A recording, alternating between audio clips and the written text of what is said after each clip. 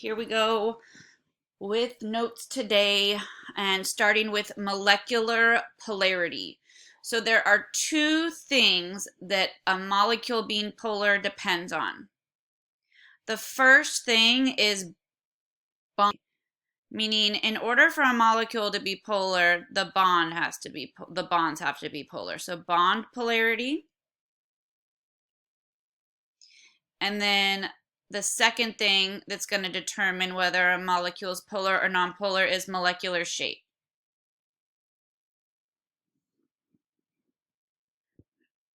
And we will go through this more as we start doing some practice.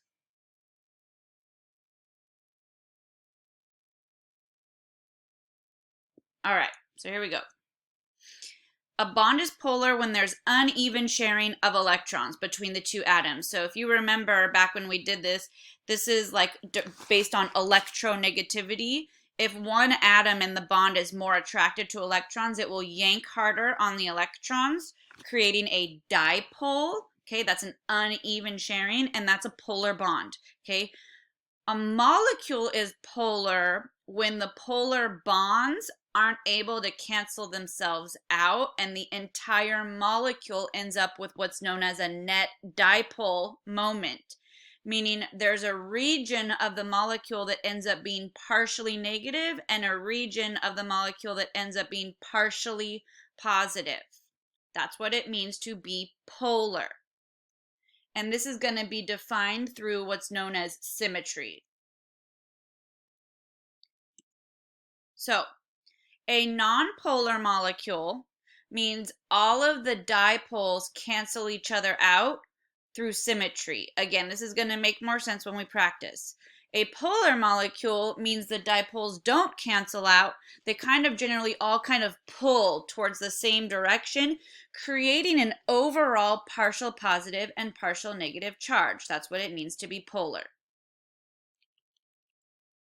So, these are your shapes that are considered symmetrical and asymmetrical. Okay? Symmetrical shapes, meaning they're the same any way you look at them, okay, are linear, tetrahedral, trigonal planar, trigonal bipyramidal, octahedral, and square planar. Those are your symmetrical shapes, meaning in general, not always, but in general, they tend to be nonpolar because their dipoles cancel out through symmetry. I will show you some exceptions, but in general, symmetrical shapes are not polar. They are nonpolar. They have no net dipole moment. However, asymmetrical shapes are almost always polar. Our asymmetrical shapes are bent, trigonal pyramidal, seesaw, T-shaped, square pyramid, meaning the dipoles won't cancel out, leaving the molecule, whoever it is, having a partial positive region and partially negative region. Now, the only time an asymmetrical substance is nonpolar is if the bonds aren't polar. You have to at least have polar bonds for the molecule to be polar. And for the sake of this class and most of this chapter, we're only working with molecules generally, mostly, that have polar bonds, okay? Now, they don't always have polar bonds, but a lot of the ones that don't have polar bonds are also symmetrical, so they're still nonpolar. But again, to be polar, you have to have polar bonds. You can't have nonpolar bonds and then be asymmetrical and still be polar. It doesn't work that way. Again, most of the time, if you're asymmetrical, you're polar, and most of the time, if you're symmetrical, you're nonpolar. Question so far. We're going to practice, so this will make more sense when we do more practice. So the question you have to ask first is, does the molecule or ion, I guess, because we've been doing ions also, right? Does the molecule have polar bonds? If the answer is no, the molecule is nonpolar. I don't even care what shape it is, okay? If the molecule has polar bonds, the next thing you have to ask, well, is it symmetrical? If it's not symmetrical, the molecule is polar. If it is symmetrical and all of the things attached to the central atom are the same thing, the molecule is nonpolar. However, even if it's symmetrical and if you don't have all of the same atoms attached, the dipoles can't cancel each other out, which makes the molecule polar. So we will do more practice with this. Give me 1 second. This is going to be the cause of hydrogen bonding, yes, which is next chapter. Okay, so while we were on our technical break, we drew all of these, right? Now that you have them drawn, I'd like you to do a few things. I'd like you to describe what shape they are, what their molecular shape is. I'd like you to give me the bond angles. And then I would like you to draw in all of the dipoles. Do you remember drawing dipoles? Those are the arrows that point towards the more electronegative atoms. Actually, I'm going to do this up here.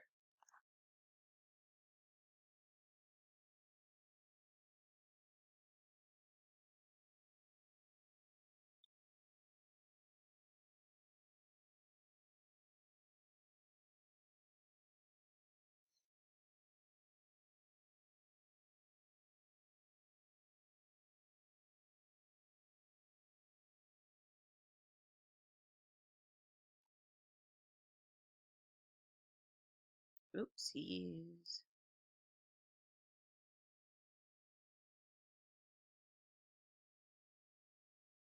And then I always get the question, does it matter where I put the bromines and the fluorines? Like, what if I put those 2 fluorines across and the 2 bromines across? It doesn't matter. It's arbitrary.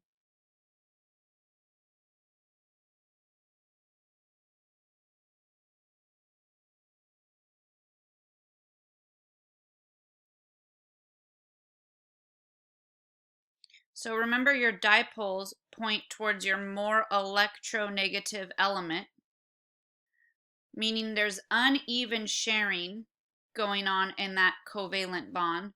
One of the atoms is more attracted to the electrons than the other.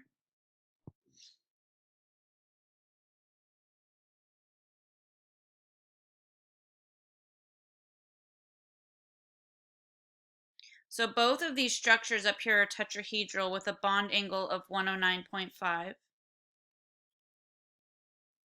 Okay. And tetrahedral is symmetrical. It's a symmetrical shape, meaning everywhere you look at it, it looks the same. Okay. All of the bond angles are all 109.5. So for SiCl4, how this works is one thing pulls one way, the other thing pulls the opposite way. They're pulling equal and opposite directions because they're all chlorines. So this chlorine yanks just as hard as this chlorine and this chlorine and this chlorine. But they're all pulling equal and opposite directions, which means their dipoles cancel out through symmetry, making this guy non-polar.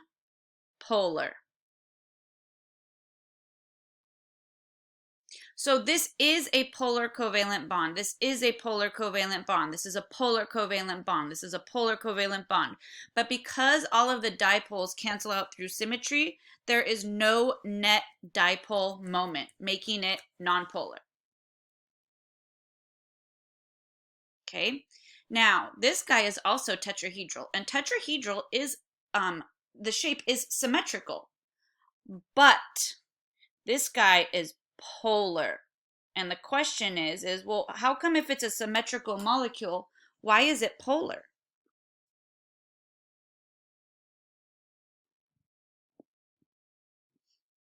The problem is that yes, all of the dipoles are moving opposite directions, but not equally, because we know fluorine yanks harder on the electrons than bromine does. So the dipoles can't cancel out because they're not being pulled in the same amount of, or they're not being pulled as, I'm like not saying the right words. They're not being pulled equally. Fluorine yanks harder than bromine. So yes, while the molecule is symmetrical, the dipoles can't cancel out because they're not being pulled with the same strength. Okay, which makes this symmetrical molecule polar. There's uneven sharing overall. Okay, what are these guys? Both these guys are linear. They're a straight line. Okay, so fluorine yanks right here, and then this fluorine yanks the same exact amount, so with the same strength the opposite way.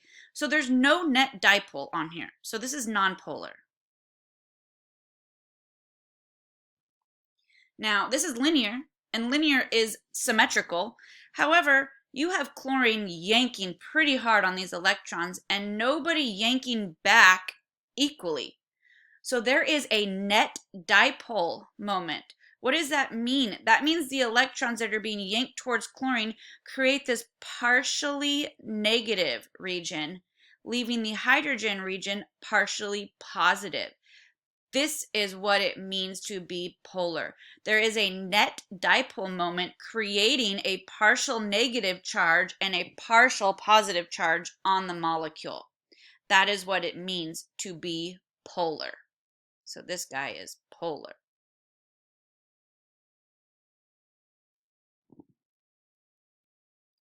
So when we go to fill this in, SiCl4 is tetrahedral, which is symmetrical, and it's nonpolar, whereas CBr2F2 is also tetrahedral, which is symmetrical, but because all of the atoms attached to the carbon aren't all the same, it creates polarity in the molecule. The molecule is polar. There's not equal strengths being pulled around the molecule. So F2 is linear, which is symmetrical, and it's nonpolar, whereas HCl is also linear, which is symmetrical, but it's polar. Because Cl yanks on them, and there's nobody yanking back like equally as strong in an opposite direction.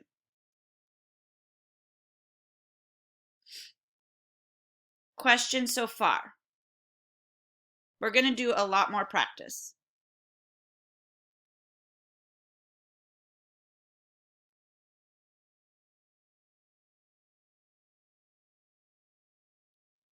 All right, here.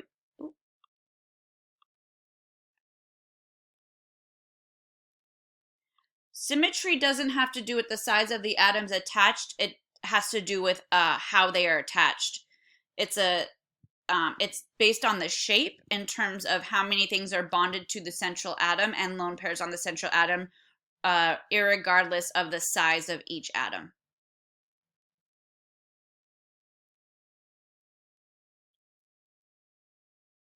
Great question. Okay, so draw water. I know you can do this.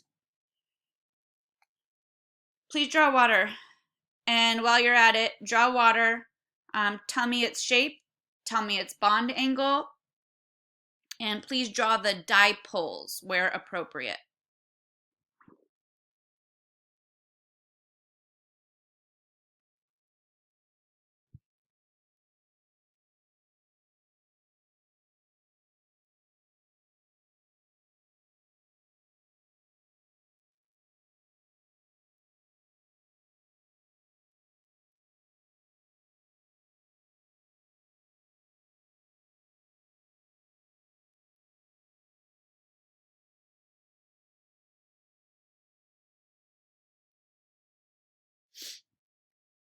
Okay, so the question constantly comes up is, why are you drawing it like this? This is the true structure right here. Why are you drawing it like this and not like this? Because this moves the lone pairs further away from each other.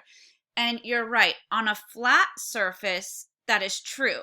But you have to remember that we're working in 3 dimensions. So really what happens is the lone pairs are coming up the front and going out the back of the molecule.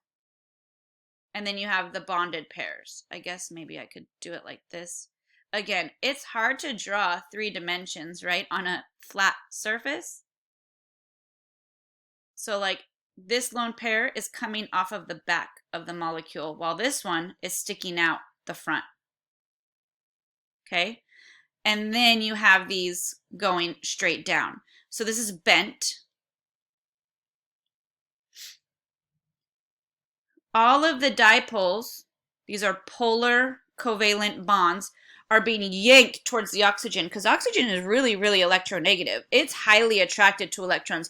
So if you notice in water, I'm going to cross this off, all of the electrons are being pulled in one direction, all towards the oxygen.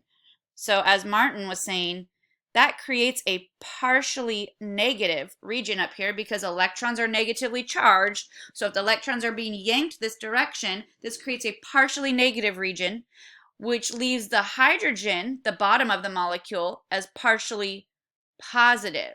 This is what it means to be polar. There is a net dipole moment which creates polarity. Water is a polar molecule.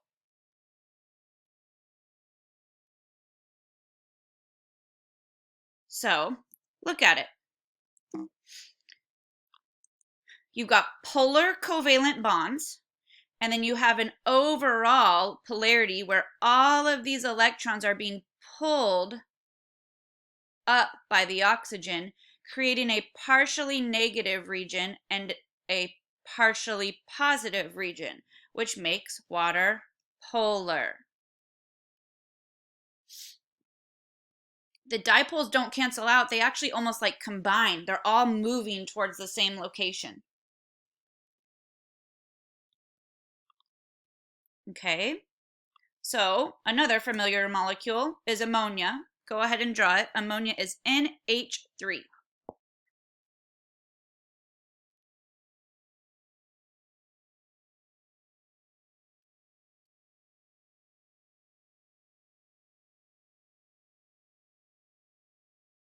And now we need to go into a little bit detail because there is always this misconception about the shape of ammonia. So please tell me its shape and bond angle. And go ahead and draw in the dipoles where necessary.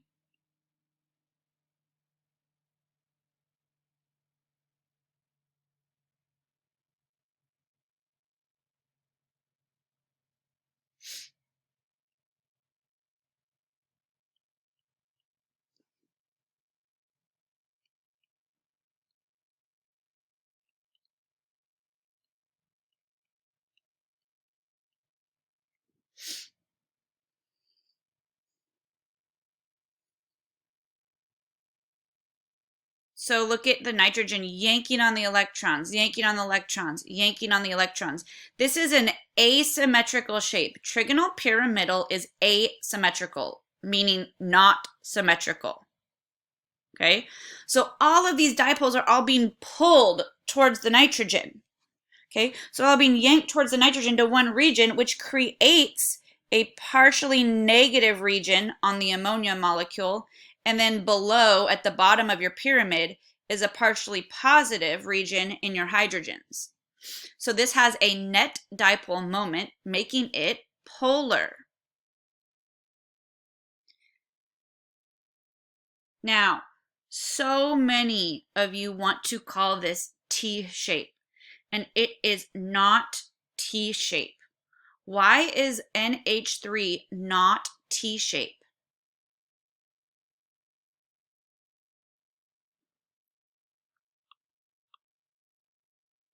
It only has one lone pair. How many do you need to have on the central atom to be T shape?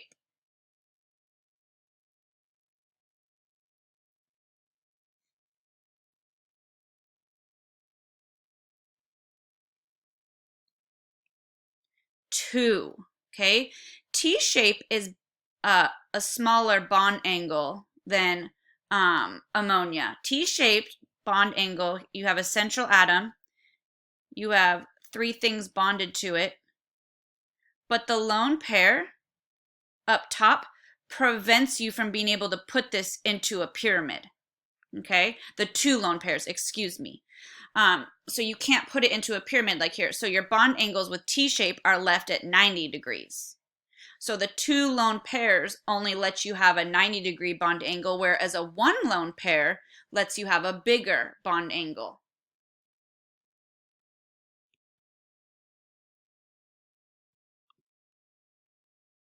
So look at ammonia. Oh, the nitrogen is just pulling really hard on those electrons. It's super electronegative, very attracted to electrons. So all of the electrons are being yanked towards the nitrogen, creating a partially negative region up top, and the bottom ends up partially positive, making it polar.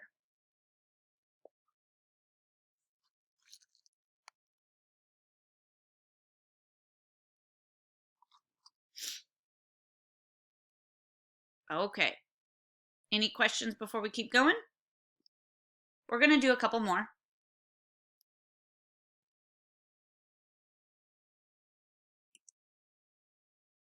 All right, so please draw carbon dioxide. I'll give you a second for this one.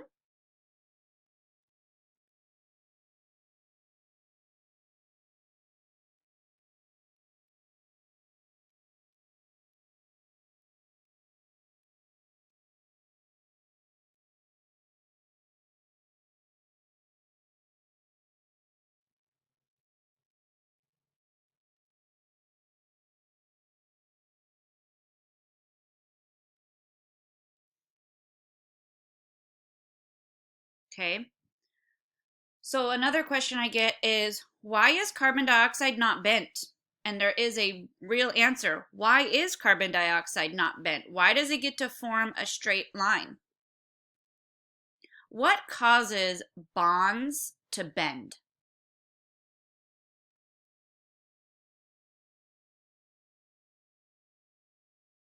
Lone pairs. Beautiful. Carbon does not have any lone pairs on it to kind of like bend the bonds down. So because of that, it will spread itself out in a straight line. I mean, this is like ideal. As far away, these bonds are as far away from each other as these bonds as possible. So the lone pairs are what causes that repulsion and bonds to bend, right? That's what the VSEPR theory is. Valence shell electron pair repulsion. So again, lone pairs are what are going to cause bonds to bend. And because carbon doesn't have any lone pairs on it, it gets to be in a straight line. Now, this bond right here between this carbon and this oxygen is a polar covalent bond. This bond right here between the carbon and this oxygen is a polar covalent bond. So yes, the oxygens yank on the electrons harder, but look, one's pulling one way and the other one's pulling an equal strength the opposite way. So guess what those dipoles do? They cancel each other out through symmetry. And because they cancel each other out, there is no net dipole moment, making this non-polar. So even though it has polar covalent bonds, the dipoles cancel each other out through symmetry, making the entire molecule non-polar. So what does that look like in terms of electron densities? So check this out. Look at this electron density of carbon dioxide. So, right, you've got electrons being pulled this way towards the oxygen and this way towards the oxygen. But because this is symmetrical, look how symmetrical in terms of distribution the electrons are, right? This looks like a symmetrical distribution of electrons throughout the entire molecule. Whereas water, who's bent, all of the electrons get pulled up. This looks kind of like a blob. This is not a symmetrical blob, right? Electrons are unevenly distributed within the molecule, creating a dipole moment, making this a polar molecule for water. Questions?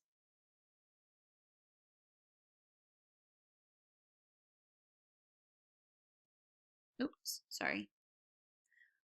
All right. So 2 practice FRQs. I'm going to give you about 4 minutes or so to do your best to explain these 2 practice FRQs for SBCL3, SBCL5, and then SO2 and CO2.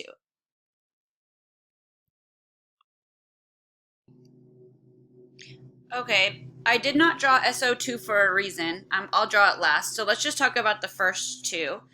The question states something like, describe why SBCL3 has a dipole moment, whereas SBCL5 does not. So I kind of gave you all the descriptions about each of them. SBCL3 is trigonal pyramidal, which is asymmetrical. So the dipoles don't cancel out through symmetry, giving it a net dipole moment, aka making it polar. Here is what you cannot do. You can't say SBCL3 is asymmetrical, so it's polar.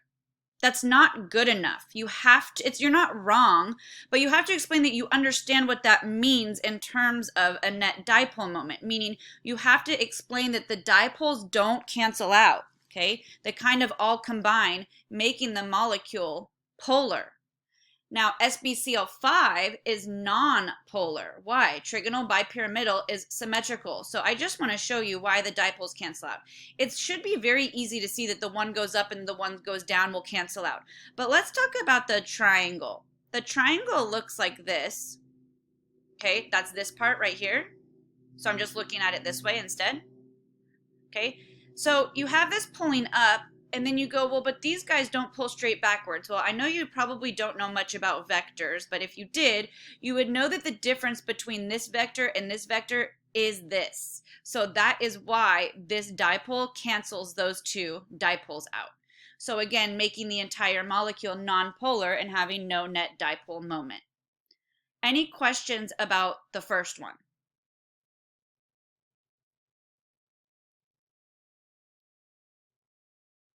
All right, let's move on to carbon dioxide and SO2. Now, there are two ways to draw SO2, which is why I was kind of hesitating. Can someone tell me what one of, like, can someone tell me how they drew it?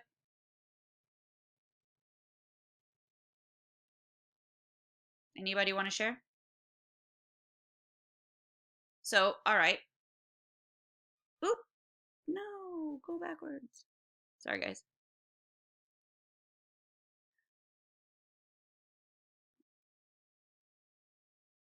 One lone pair and two double bonds.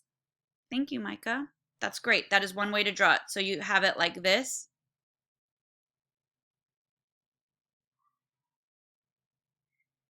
If you drew it this way, say me. There is another way to draw it. So if you didn't draw it this way, that's okay. If you drew it this way, say me. This is absolutely a total great way to draw it. This is definitely an expanded octet, right? 2, 4, 6, 8, 10, but that's okay because sulfur can have an expanded octet. Now, what shape is this? Is it linear or is it bent? Bent. Good job, Carissa. Bent. Okay, why isn't it linear? Well, because this lone pair is not going to allow these bonds to stay in a straight line. It's going to definitely force them to bend. It's bent, okay? Now, it's not as bent as water, right? Because water has two lone pairs. Remember, the more lone pairs you have, the more repulsion there is, but it's still bent. It's somewhere, the bond angle is somewhere a little bit less than 120. 120 because it's three groups of electrons, like trigonal planar, except for this is a lone pair instead of a bonded pair. Okay, now, did anybody draw this a different way that they would like to share?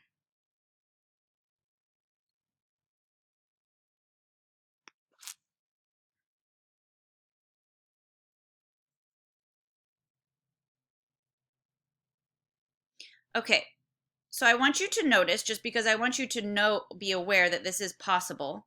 So I'm going to draw it again.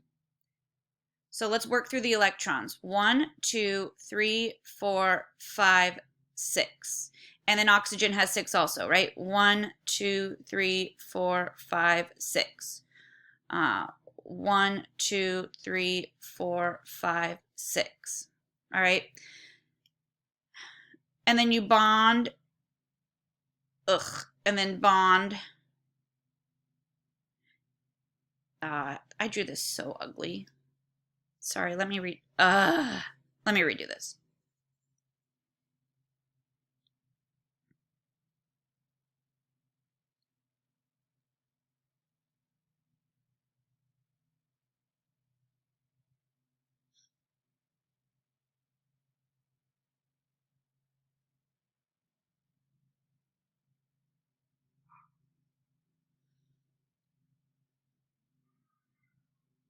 So bond. I'm having a rough day. Okay.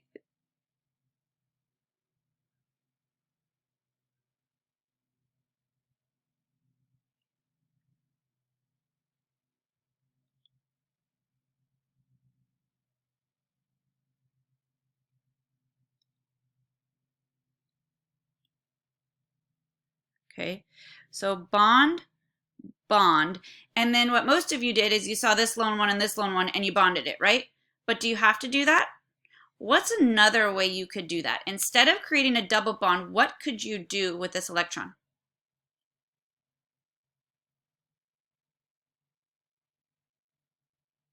Can't you put it right here? Why not? You can, right? 2, 4, 6, 8. This is an alternate structure. This one follows the octet rule. Again, though, look at 2 bonding groups and a lone pair. So this is still bent, in other words. The shape didn't actually change. You just have one with double bonds, all double bonds, and then one with resonance, a double and a single bond. So the question for this one was, sorry. Whoa. The SO2 molecule has a dipole moment and CO2 does not. Well, okay. That is because CO2 is linear and its dipoles, wow, my computer is just having, cancel out through symmetry, whereas SO2 is bent, which is asymmetrical, so the dipoles don't cancel out through symmetry, making it polar and having a net dipole moment. Something like that. So you can't just say SO2 is bent, so it's polar. You have to explain that you understand what that means in terms of the dipoles.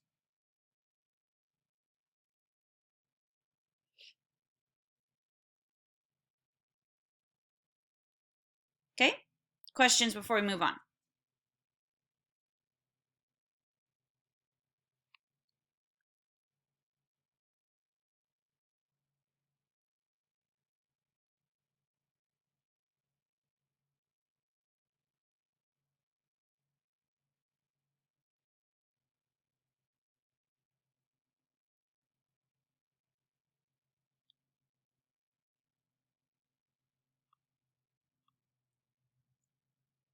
Okay. So this last topic that we're going to discuss, I'm going to cheat in the sense that I'm not going to go into grave detail because it's not necessary for the sake of this class. It's definitely more complicated than what I'm about to show you, but you don't need to know the complexities for this class. So what we've been doing in terms of bonding, it's called the valence bond theory, and how atoms overlap their space and they form single bonds where they share their electrons, and it explains structures, but definitely not all structures. So really what happens is when orbitals overlap, they form what are called hybrid orbitals. So what we're going to learn today is called hybridization, and it is pretty complicated in terms of how much you should know for this class. So if you want to know more, all of its complexities, you can watch this video here. It does a pretty decent job of explaining it. For the sake of time, I'm not going to do it, which means you don't need to know it for a test in its complexity. But if you are interested in learning more about it, you are welcome to watch this video. I'm going to teach you the basic concept, and that's what you will need to know for tests and the AP test. Okay, again, hybridization, the concept of hybridization, right? If you have like a hybrid animal, like a Maltese and a poodle, you breed them, right? And you get a multi-poo. Except for this is a lot more boring and is like the orbitals being smashed together to create these hybrid orbitals, which are a mixture of the original orbitals. So for example, you take an s orbital that's spherical, and then you take 3 of the p orbitals, px, py, pz, right? And you throw them together, you breed them, and you get these sp3 orbitals, which is a mixture of s and 3 of the p orbitals. Now look, it definitely looks more like a p orbital. Well, why? Because only one of the orbitals is s, while 3 of them are p. So it's like 75% p orbitals and 25% s orbitals. So it definitely looks more like a p orbital than it does an s orbital. Okay, and again, this hybridization is what we're going to need to know, but not this complexity of how it actually works. So I'm skipping all of this to get to here. Okay, you need to be able to predict hybridization. That is it. You don't need to know any more than that or the complexities of it unless you choose to. And so everything that is on this slide, I'm about to show you with practice. So here we go. Please draw these 3 different molecules. And now we're going to kind of tie up everything we've learned together. So once you draw them, I would like you to tell me the shape. I'd like you to tell me their bond angles. Now I would like you to tell me if the molecule is polar or nonpolar, and then we will work on the hybridization together. So go ahead and draw these guys and answer all these questions. So these are the things that you should have gotten for all 3 of these molecules. Does anyone have questions before we start discussing the concept of hybridization and how we can figure out hybridization?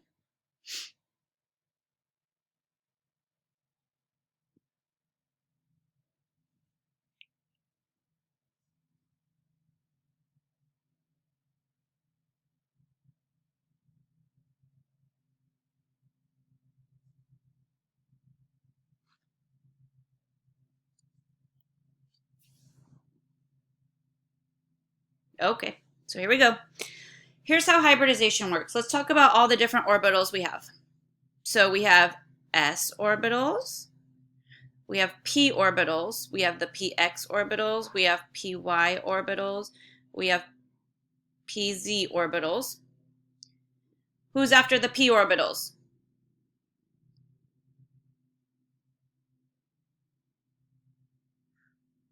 D orbitals? Okay, d orbitals. Anybody remember how many there are?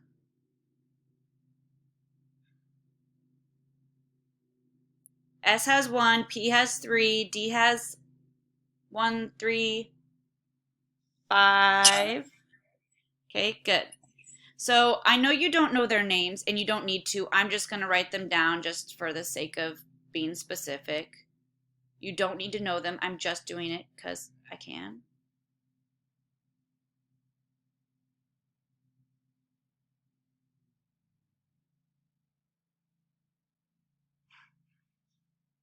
Okay, so these are the 5 different d orbitals. Again, you don't need to know them. We're not even going to get into F because we're not going to make it there.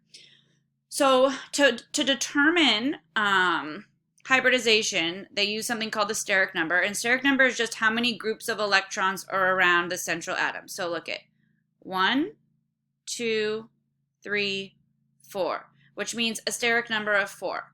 Okay, so what does that mean in terms of hybridization? Well, if I have 4 groups of electrons, I need to throw 4 orbitals together.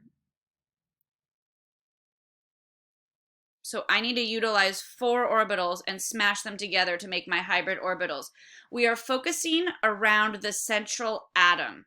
Okay, we are focusing on around the central atom. So 4 orbitals. The first orbital that will always be filled is your s orbital. So here's 1 orbital. Here's a second orbital.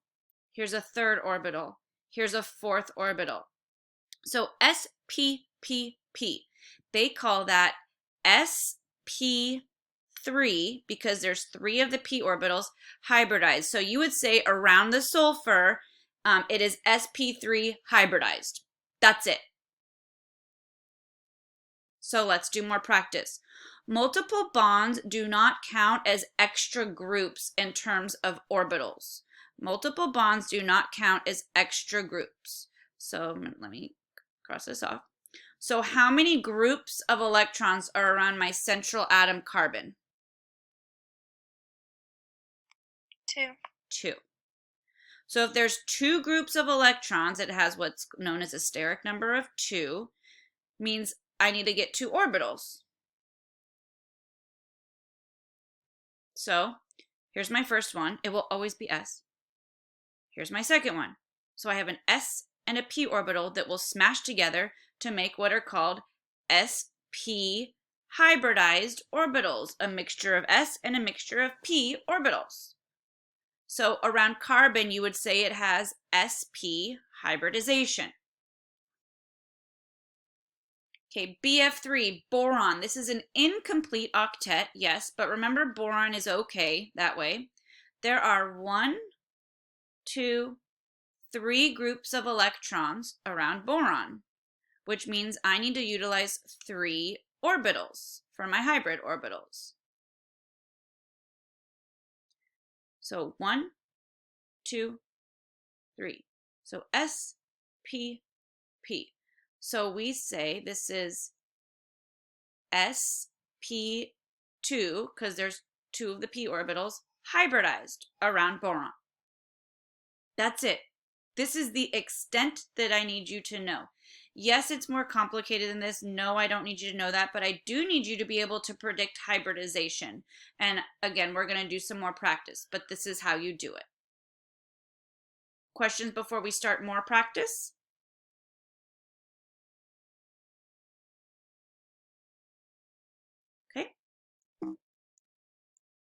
So please draw these two structures. I'll give you a minute or so and answer all the questions again up until hybridization. We will talk about hybridization in a second. Okay, so here's what I have. Trigonal pyramidal, bond angle 107.5, polar. Trigonal bipyramidal, bond angles are 90 and 120, and then nonpolar. Questions so far before we talk about hybridization?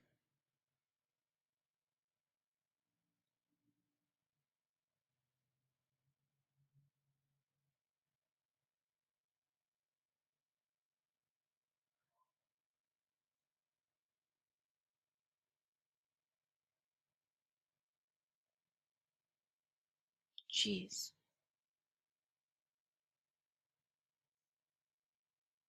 Whatever. Okay, so 1, 2, 3, 4 groups of electrons around the central atom, which means I need 4 orbitals.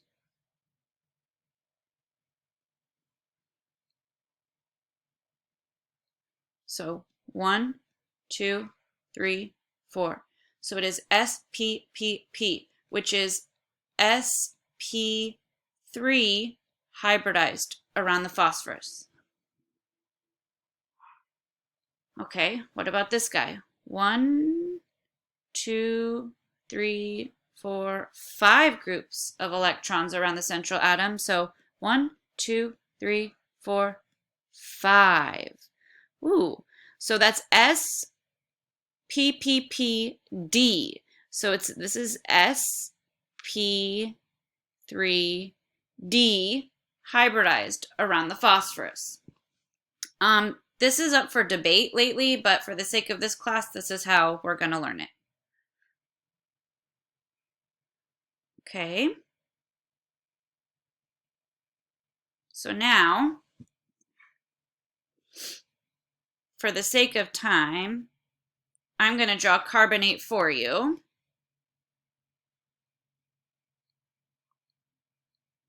It looks like this.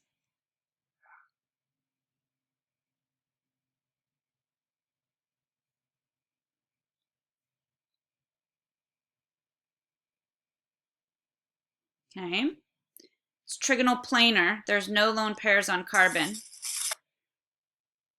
So trigonal planars are nonpolar.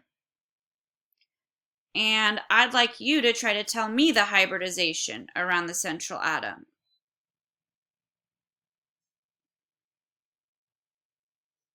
There are 1, 2, 3 groups of electrons. Yes, I realize that is a double bond, but in terms of hybridization, it does not affect how many groups are around the central atom. This is considered a group, and a whole group. So what would this hybridization be?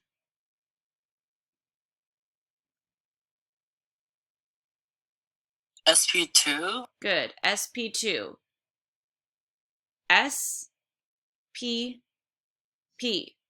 3 groups of electrons, 3 orbitals. sp2 hybridization.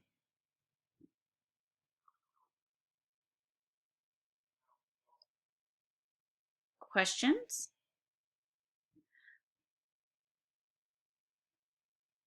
So yes, this is nonpolar. Trigonal planar is nonpolar. The dipoles cancel each other out through symmetry. It's a symmetrical shape.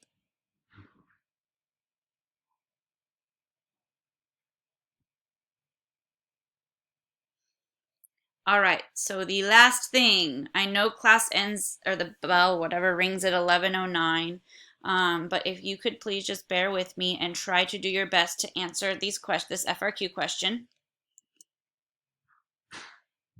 So this is just a summary of all the different types of hybridization based on how many groups of electrons there are. And try to answer this question. So you have NO2, NO2 minus, and NO2 plus. I ask you to draw them. I ask you to write them in increasing bond angle. That means smallest bond angle to largest bond angle. And then you're going to pick one of them and give the hybridization. Please note that we have done NO2 before. It has an odd number of electrons and it's just the way it is. So if you have to head out, that's fine. Otherwise, try to bear with me. I know that the other bell doesn't ring till like the 11, 12, or what is it, 16 or something. So just try to get as much done as you can. However, I'll still finish, recording the lecture. So I'll give you a second to try to draw these and answer these questions. And then this is it for these notes. This is where we're finishing. So here are your 3 structures. NO2 is a weird one. It has that odd electron out, but it does do that. Remember that the more electronegative element will complete its octet before any other element.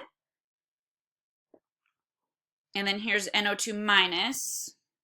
And then here's NO2 plus, where nitrogen has another incomplete octet. Now, remember lone pairs cause repulsion, which makes this slightly bent. Okay, now it's not as bent as water, but if this was a bonded pair, this would be trigonal planar. Trigonal planar is 120, but because it's a lone pair, it's a little bit less than 120. Okay, now this is only one electron. Now, any electron will still cause repulsion, so it still will bend the bonds slightly. It will be enough to not let it be linear, but it's not going to bend the bonds as much as a full lone pair does. Now, nitrogen and NO2 plus doesn't have any lone pairs on it, so it's able to be in a straight line. So when you write them in order of angle, NO2 minus has the shortest bond angle because it has a full lone pair. NO2 has 1 electron, which does cause a little bit of repulsion, and then NO2 plus has 0 electrons on it, so it's linear with the no lone pairs on the central atom. Okay, and then they ask for hybridization around, you had to just pick one, so I'm going to do it for all of them. So look at 1, 2, 3. I know this isn't a full lone pair, but it's still an electron right here. So there's 1, 2, 3 groups of electrons.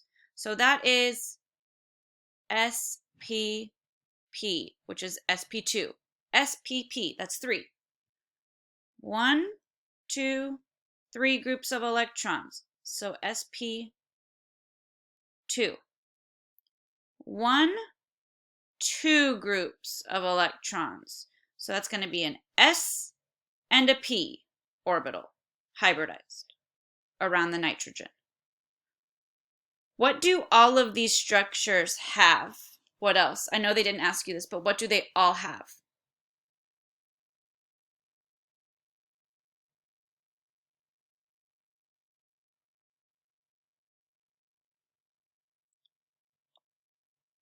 Double bonds. They do all have double bonds, and they all have a single bond, which means they all have what?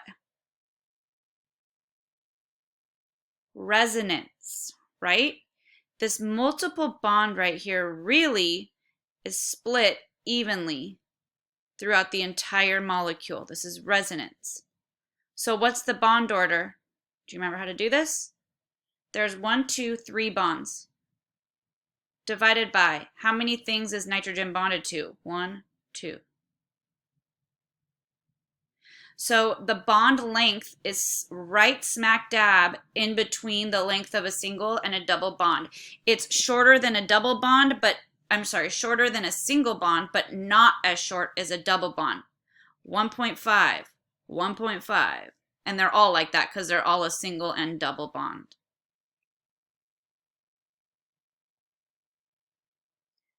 So I'm finished.